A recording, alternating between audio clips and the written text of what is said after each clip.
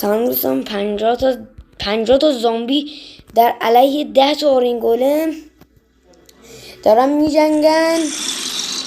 ببینیم کدومشون میبره. الان تو جنگ بودن و ببینیم چی میشه.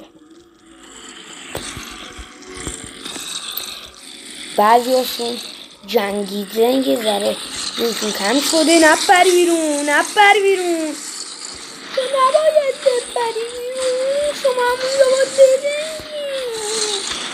نه، چون از همینجا که داریم میبینیم خیلی دعوا شده. بعضی اصلا زره دارن، بیل دارن.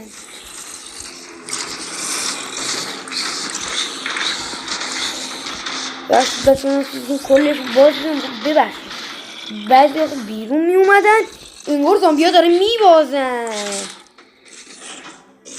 پیروز از 10 تا آیرن گولم 1 2 3 4 5 تاشون باقی موند. 50 تا زامبی چجوری باخت؟ 50 تا زامبی در علیه 10 تا آیرن گولم، 5 تا آیرن گولم زنده بود. فقط اون 50 تا زامبی چجوری ندادن 10 تا آیرن گولم هم خیلی قوی بودن. ولی 50 تا زامبی نمیتونه از 10 تا آیرن گولم ببره. اینو بدونید. لایک، سابسکرایب یادتون نره. اگه فکر میکردین زامبی میبره قلب قرمز بزنین. اگه فکر میکردین آیرن گولم قلب سفید. فراموش نکنین لایک، سابسکرایب کنین. من ویدیوهای بالاتر میزنم.